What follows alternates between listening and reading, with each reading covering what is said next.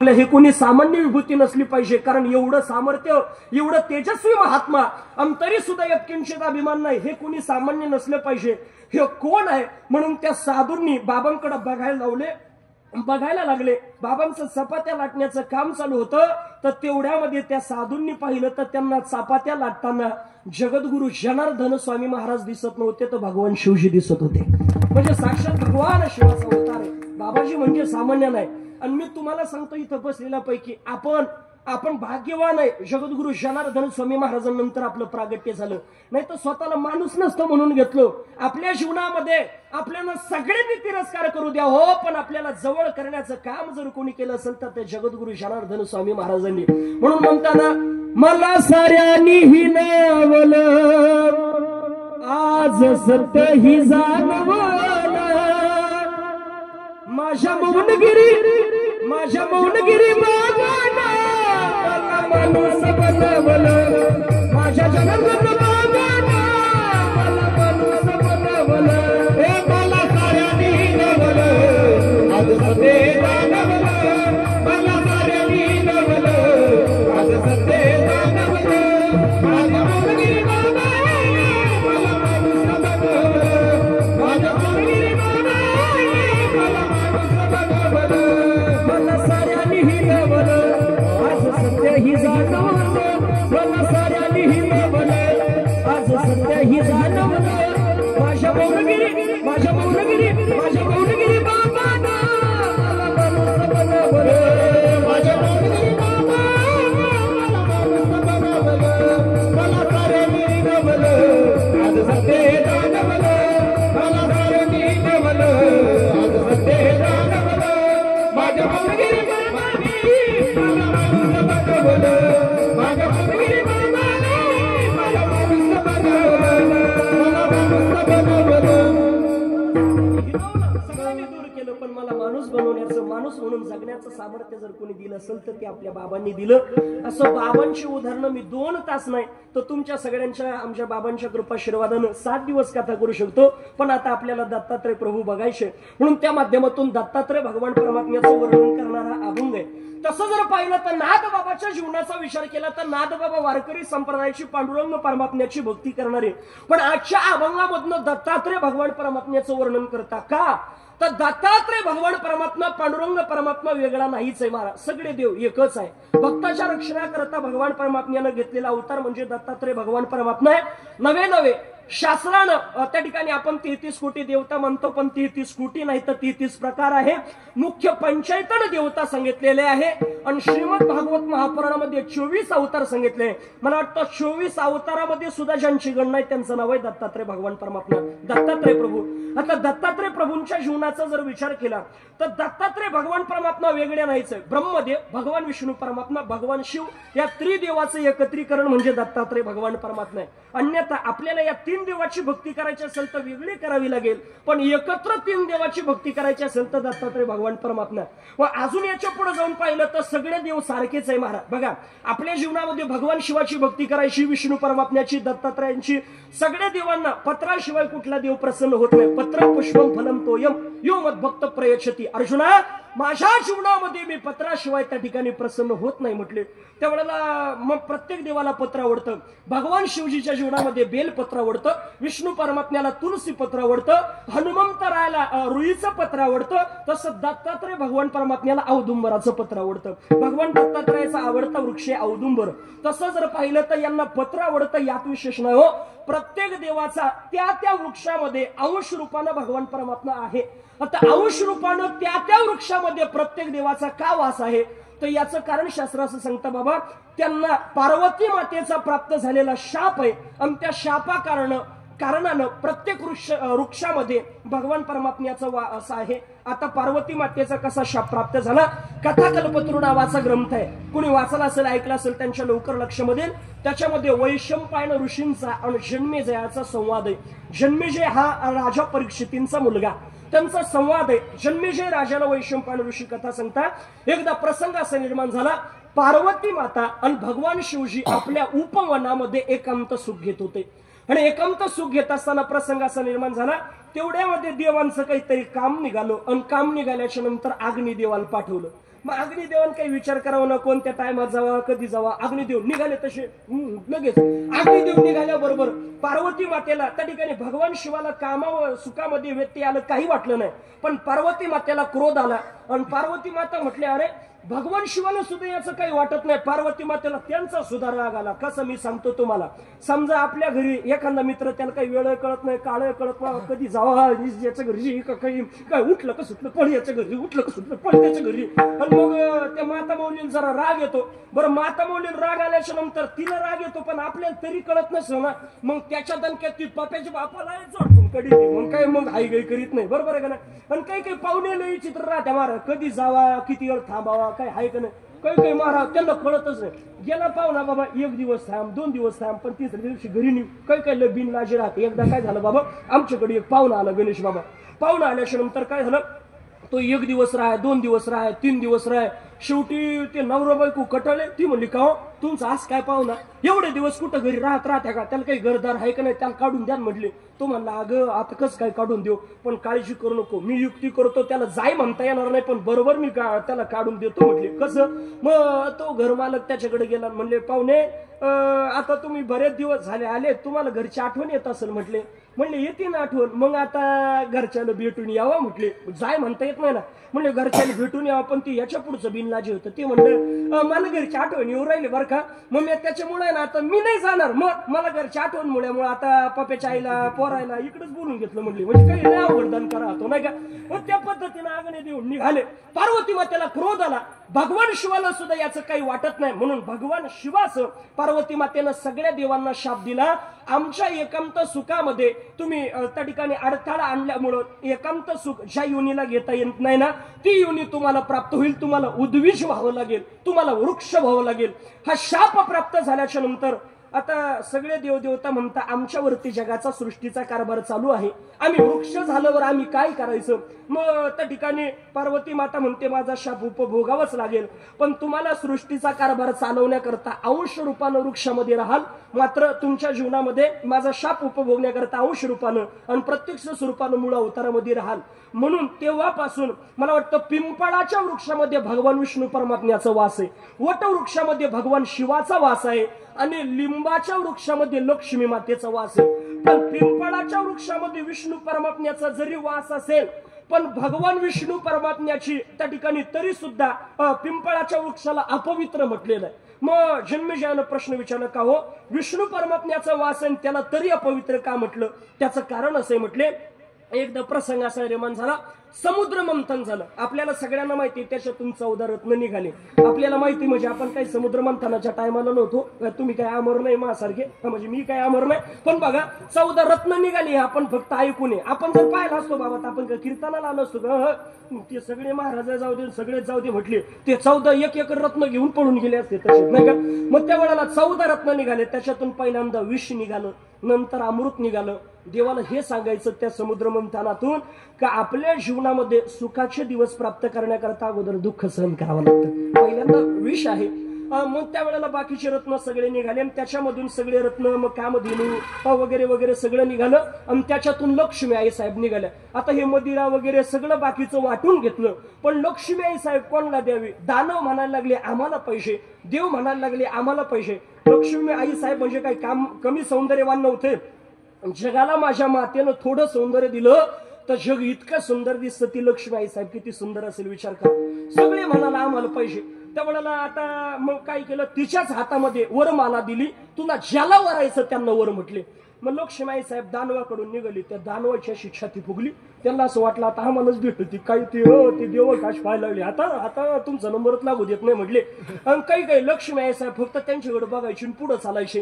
काही वादत असे मान करायचे. त्यांना असं वाटलं आमच्या घाली ते काय गळ्यात, आमच्या घाली ते काय गळ्यात. काही म्हणायचे वाकू नको, आता सध्या पुष्प आला, जोके गणेश आला ते म्हटले, ते असे खाली मान घालायचे. पण लक्ष्मी साहेबांना त्यांना वरलं नाही, हे कामी आहे म्हणून मी यांना वरणार नाही. पुढे देवांकडे गेल्या, भगवान शिवजीकडे गेल्या. हे कामी नाही, आचरण शुद्ध आहे, पण दिसणं मात्र मंगल आहे म्हणून त्यांना वरणार नाही. मग शेवटी भगवान विष्णू परमात्म्याकडे गेले.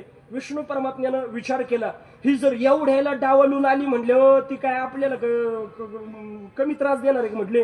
ही नंतर काय म्हणशील, जर आपल्याकडून थोडीशी चूक घडल्याच्या नंतर ही काय म्हणेल, मला एवढे संबंध आले होते म्हणशील, एवढे जण होते, पण तरी सुद्धा मी तुम्हाला वरलं माकडून नशीब. आपण असंच म्हणतो की नाही, काही बाबा थोडंसं जर भांडण झालं ना, बरं भांडणामध्ये तुम्ही जास्त कधीच बोलणार नाही, मला गॅरंटी मी तुमच्या पक्षाचं आहे, तुम्ही कधीच जास्त बोलणार नाही. मग यांचे 100 शब्द होणार. बालेश्वर बाबा बघा, तुम्ही अशा भांडणार आणि यांच्यामध्ये तुम्ही एकच शब्द बोला, मग यांचे 100 होईल राहू द्या, तुमचा एकच होऊ द्या, तरी लगेच डोळ्याला पाणी, बया तुम्ही कमा ऐकून गेला रे का, लग्न झालं भाऊ का ऐकलं,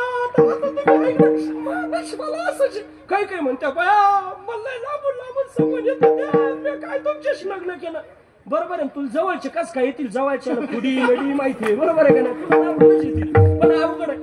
त्या माध्यमातून म्हटले, मग नंतर हे आपल्याला त्रास व्हायला नको. भगवान परमात्म्यानं सांगितलं, बघा तुला माझ्याकडे जागा शिल्लक नाही, माझ्याकडे फक्त चरणाची जागा शिल्लक आहे, चरणाची सेवा करेल, पण राहू द्या.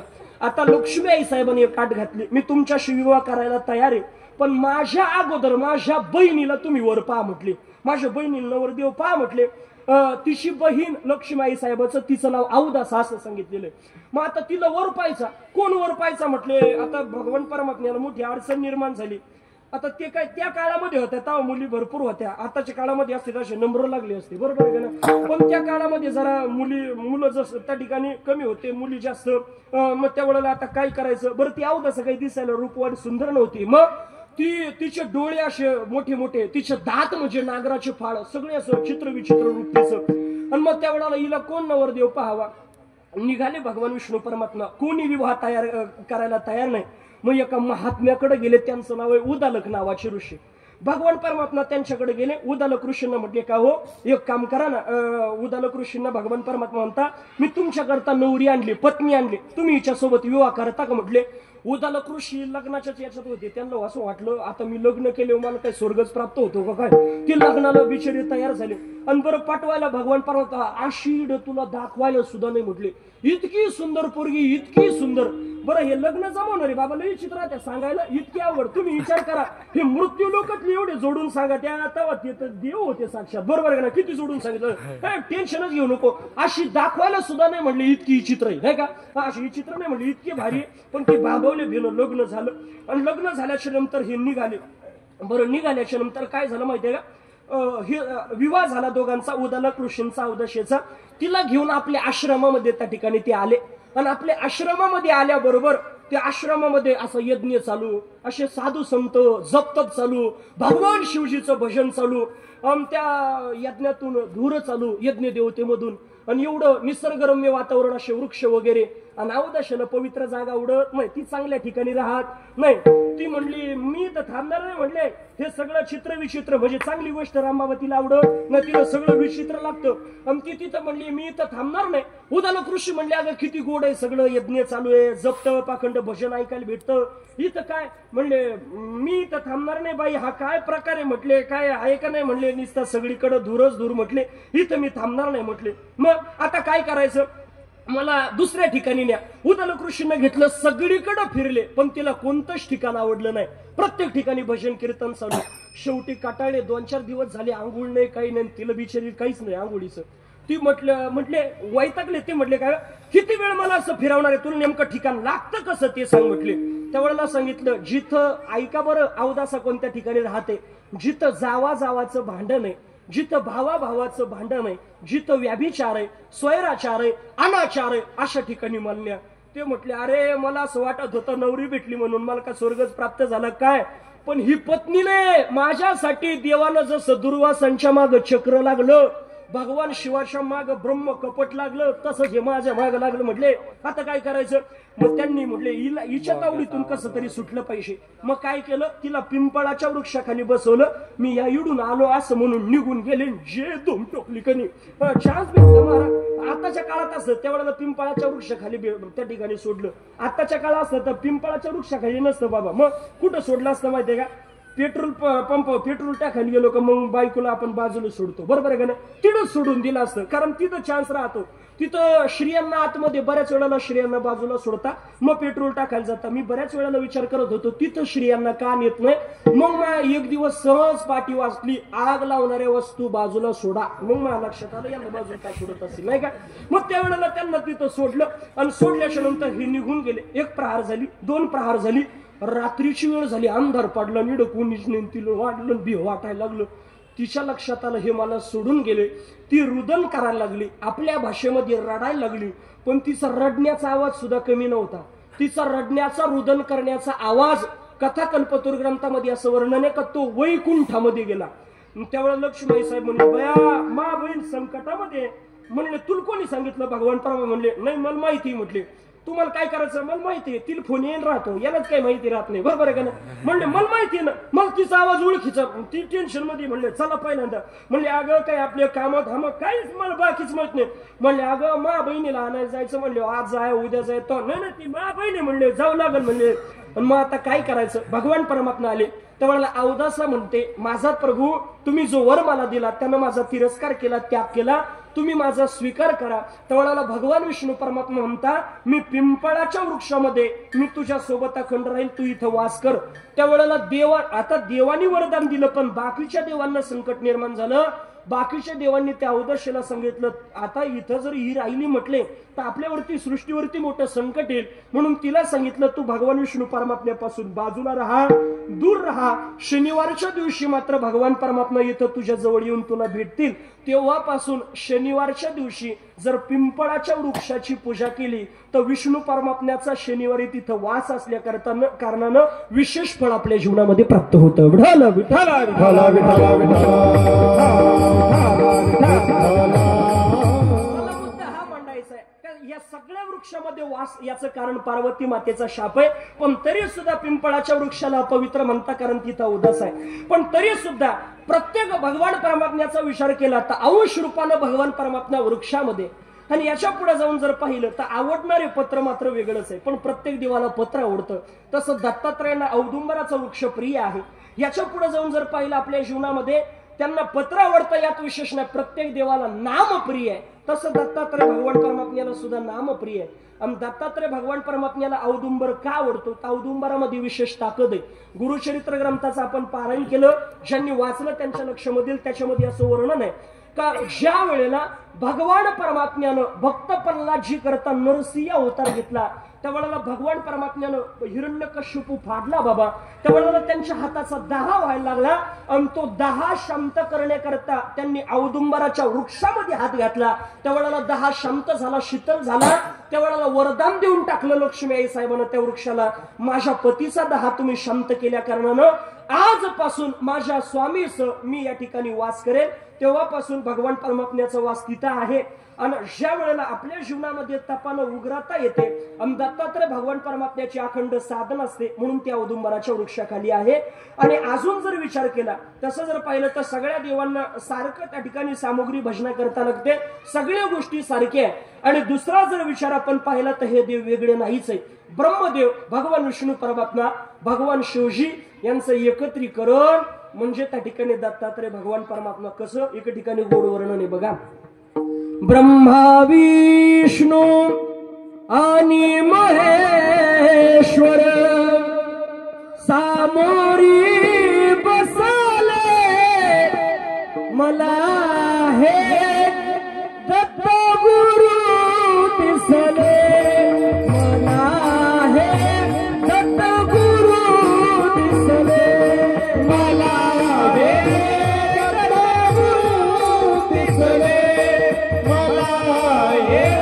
दत्त गुरु दिसले, ब्रह्मा विष्णू आणि महेश्वर, ब्रह्मा विष्णू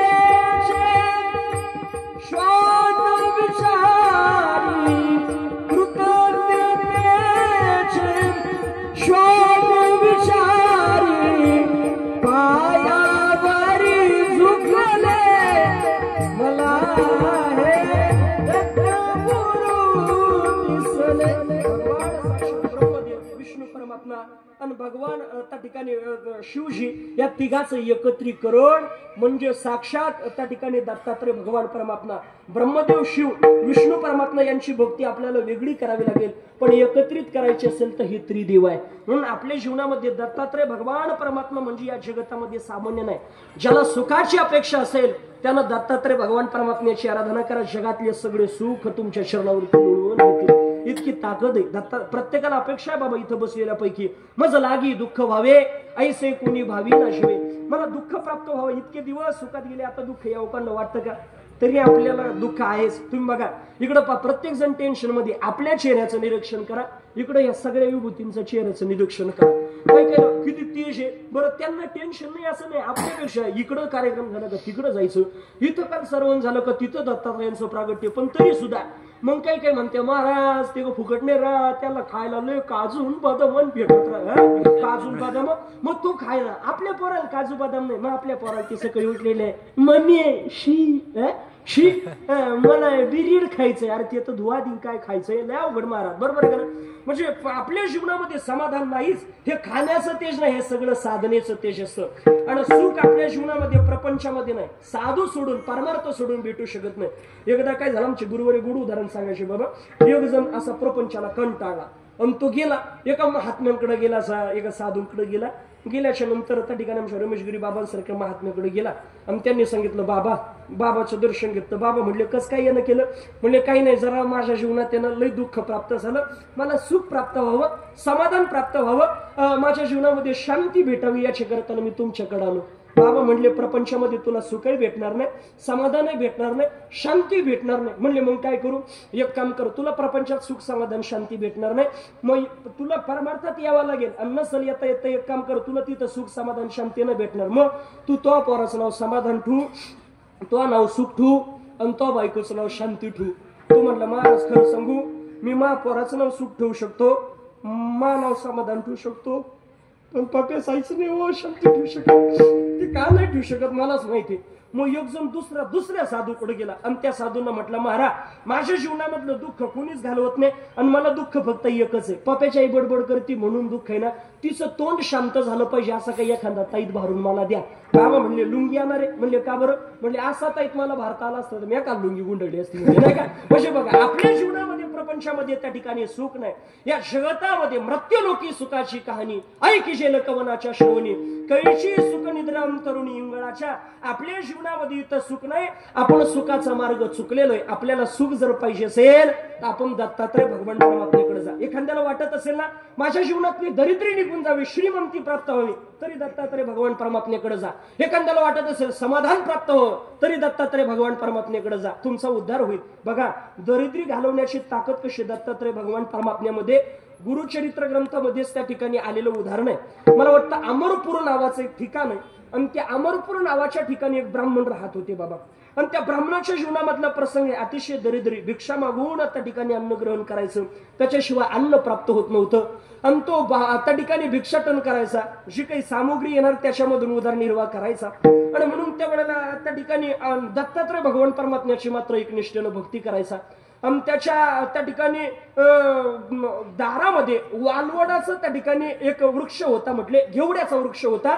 आणि जर नाहीच काही भेटलं तर त्या घेवड्याच्या शेंगा त्या ठिकाणी तो खायचा, घेवड्याच्या. आणि मग त्या वेळेला झालं असं, त्या ठिकाणी एक दिवस तो असा प्रदक्षिणा करण्याकरता भिक्षाटन करण्याकरता गेला आणि त्याला त्या ठिकाणी भिक्षाटन करतोय, घरी पत्नी आहे. दत्तात्रयांची निस्सीम भक्ती म्हणून दत्तात्रय भगवान परमात्म्याचा अवतार श्रीपाद श्री वल्लभ स्वामी महाराजांना असं वाटलं, अरे हा इतका भक्ती करतो, इतकी श्रद्धा ठेवतो, खरंच याची श्रद्धा आहे का बघितली पाहिजे. आणि श्रद्धा असेल तर याची दरिद्री किती दिवस ठेवणार. आपण सुदाम्याची घालवली, यांची सुद्धा घालवली पाहिजे. मग आता दरिद्री घालवण्याकरता आपण त्यांच्याकडे जायचं. म्हणून श्रीपाद श्री वल्लभ स्वामी महाराज दत्तात्रयांचे अवतार आले आणि आल्याबरोबर त्यांनी सांगितलं मैया मला भोजन पाहिजे. सांगितलं आता माझ्याकडे तर काही नाही, पण मधुकरीतून जे आणलं ते तुम्हाला देते. साधूच्या श्रमामधून आपण कधीच विनमुखी येणार नाही. मारा प्रत्येकाला काही ना काहीतरी देणार. तुम्ही नाही भोजन केलं, एखाद्या वेळेला तुम्ही दर्शनाला जा, आपण बाबांच्या दर्शनाला जाता, आपल्या लक्षामध्ये काहीतरी प्रसाद तुम्हाला भेटल्याशिवाय राहणार नाही, साधू विनमुखी देणार नाही. आणि म्हणून त्या वेळेला त्या ठिकाणी म्हटले काळजी करू नका, मी तुम्हाला भोजन घालते. त्यांनी भोजन खाऊ घातलं आणि आता हे यती वेशामध्ये गेलेले होते, साधू वेशामध्ये, आणि ते परत निघाले.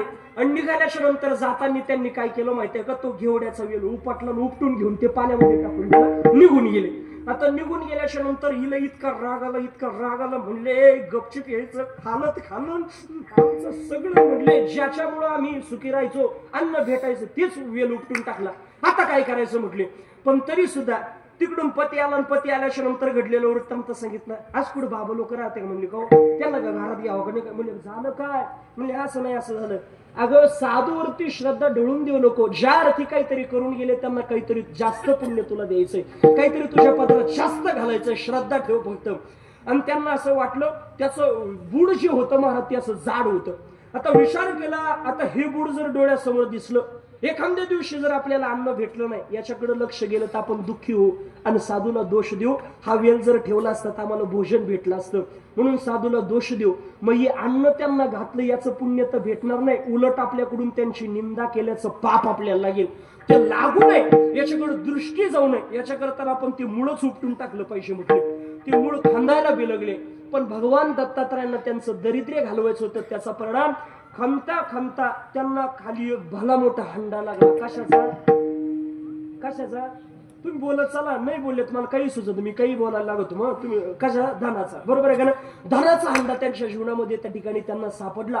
पण तो धनाचा हंडा सापडल्याच्या नंतर त्यांच्या लक्षामध्ये आलं, ते आलेले यती काही सामान्य नव्हते, साक्षात दत्तात्रय भगवान परमात्मा होते. आपल्याला कळालं नाही. आपलं त्या ठिकाणी त्यावेळेला त्या माता मौलीला हात जोडले, मला माफ करा, माझ्या जीवनामध्ये मी अनवधानानं काहीतरी बोलले असेल, मानानं तरी बोलले असेल, पण मला माफ करा, तुम्ही माझं दरिद्र्य घालवण्याकरता आले, मला कळालं नाही. मला सांगणं आहे तुम्हाला का आपल्या जीवनामध्ये एखादी यती आपल्या घराला येतात, त्यांच्याकडे काही नाही असं नाही, त्यांच्यासारखं श्रीमंत या जगतामध्ये काही नाही.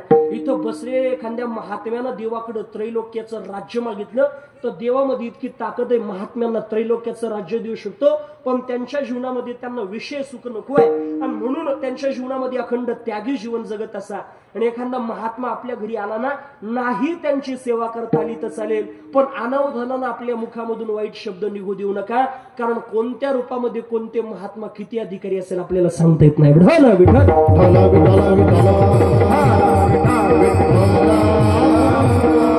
म्हणजे तुम्ही त्या ठिकाणी सामान्य समजू नका. भगवा रंग म्हणजे या जगतामध्ये त्यागाचं प्रतीक आहे. आणि या जगतामध्ये कलीचा जर विचार केला, आमच्या बाबांनी मला मगाशी सांगितलं, महाराज या कलियुगामध्ये सज्जनाला त्रास आहे. जितकं चांगलं जगणार ना तितका तुमच्या जीवनामध्ये त्रास होणार. तुम्ही वाईट जीवन जगायला लागा, तुम्हाला लोक तुमचा उदो करतील, धनाच्या राशी तुमच्या समोर पडतील.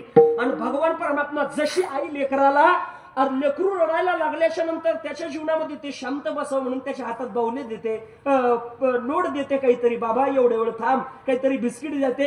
तसं देव आपल्याला धनाच्या राशी वगैरे म्हणजे आपल्याला मोहात पाडून आई सारखंच करतो भगवान परमात्मा. हा विषयामध्ये रमण होतो का काय. पण हे सगळे यती महात्म्यांच्या जीवनामध्ये इतका त्याग असतो.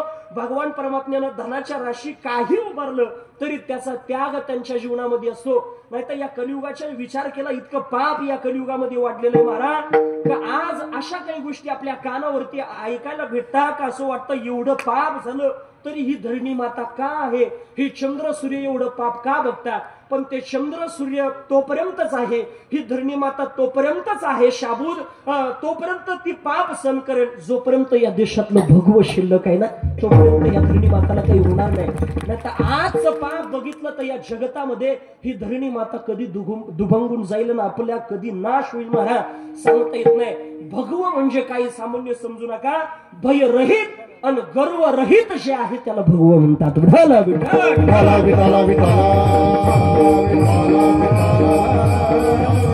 जीवनामध्ये एखादे महात्मा संत आपल्याला भेटू शकत नाही.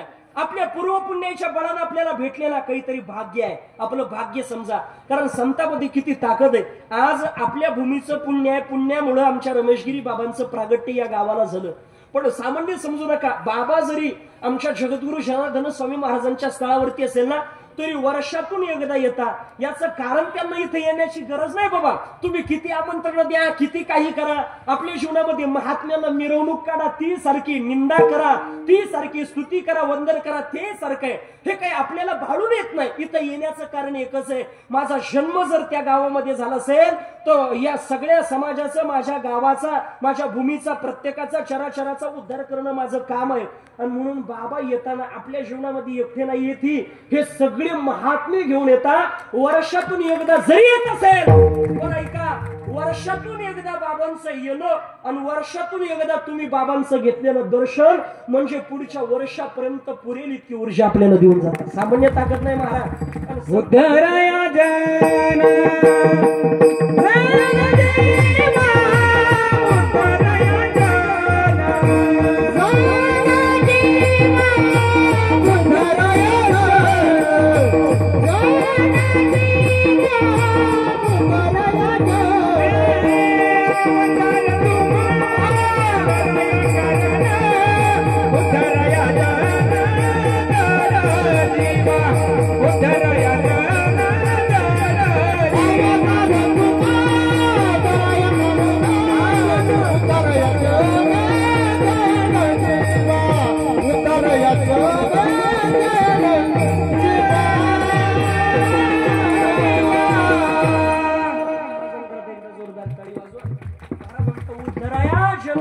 जीव आमच्या जीवनामध्ये हे त्या ठिकाणी जड जीव आहे ना, याचा उद्धार करण्याकरता आमचं प्रागट्य. आणि आपल्याला वेळोवेळी सांगून जाता, बाबा तुझ्या जीवनामध्ये प्रपंचामध्ये रममान होण्याकरता हा नरदेह नाही. तुझ्या जीवनामध्ये हा नरदेह नश्वर आहे, नाश पावणार आहे, याची आसक्ती धरू नको. नाशिवंत देह जाणार सकळ, आयुष्य खातो काळ सावधान. पण भगवान परमात्म्याचं नामचिंतन केलं तर तुझ्या जीवनामध्ये उद्धार आहे, आनंद आहे. मग आपल्याला आनंद प्राप्त करायचा असेल ना, आपल्या सोबत येणारा गाडी बंगला हे काही नाही. आपल्या सोबत येणारं काय देवाचं नाव घेतलं ना, तेवढं नामाचं पुण्य आपल्या सोबत येणार आहे. म्हणून भगवान परमात्म्याचं नामचिंतन करा. आणि आनंद पाहिजे असेल तरी नामचिंतन त्या ठिकाणी आपल्या जीवनामध्ये फार महत्वाचं आहे. या जगतामध्ये आपलं मन बहुत चंचल चपळ, जाता येताना लगी वेळ, इतका अवघड हे मन आहे. हे फार अवघड आहे. मन इंद्रियाचा राजा, इंद्रियाचं राजा म्हटलेलं आहे मनाला. पण असं असणारं मन, याला आकळवण्याची ताकद भगवान परमात्म्याच्या संताच्या चरणामध्ये.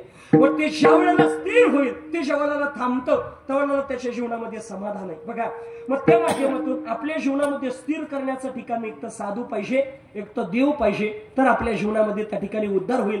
मग त्यावेळेला नाथबाबांच्या जीवनामध्ये साधकांनी नाथबाबांना आनंदी पाहिजे, बाबा आम्हाला आपण देवाच्या शरणावरती चित्त त्या ठिकाणी लीन केल्याच्या नंतर आपण सुखी होतो, आम्हाला सांगितलं.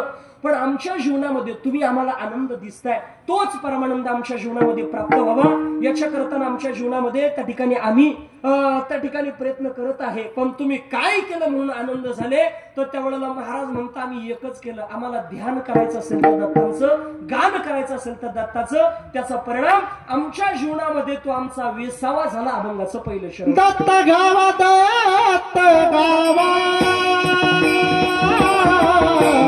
दत्त गावा दत्त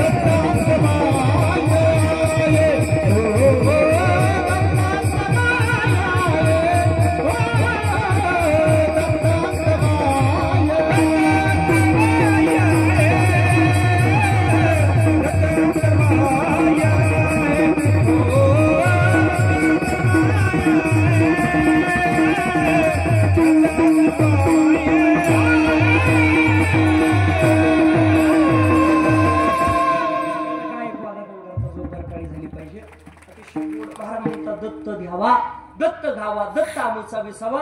आमच्या जीवनातला अखंड विसाव्याचं ठिकाण दत्तात्रय भगवान परमात्मा झाल्या कारणानं आमच्या जीवनामध्ये आम्ही अखंड सुखी झालो. आम्हाला चराचरामध्ये दत्तात्रय भगवान परमात्म्याची अनुभूती यायला लागली आणि तीच अनुभूती आपल्या जीवनामध्ये यावी असं जर वाटत असेल तर आपण भगवान परमात्म्याचं गान करायचं असेल तरी दत्तात्रयांचं, ध्यान करायचं असेल तरी दत्तात्रयांचं. मग असे असणारे दत्तात्रय भगवान परमात्मा ते या भूतानावरती का अवतीर्ण झाले याची एवढी कथा बघू आणि आपण थांबणार आहे. प्रसंग असा निर्माण झाला बघा. आता दत्तात्रयांची प्रागट्याची कथा साक्षात ऐका दत्तात्रय आख्यान. हे आख्यान साक्षात भगवान शिवजी बाबा पार्वती मातेला सांगतात असं वर्णन आहे. एकदा प्रसंग असा निर्माण झाला ज्या वेळेला या सृष्टीची उत्पत्ती करायची भगवान इथं पहिल्यांदा काहीच नव्हतं, सगळं जलमय होतं. मग इथं हिरण्य तेज निर्माण झालं. तिथे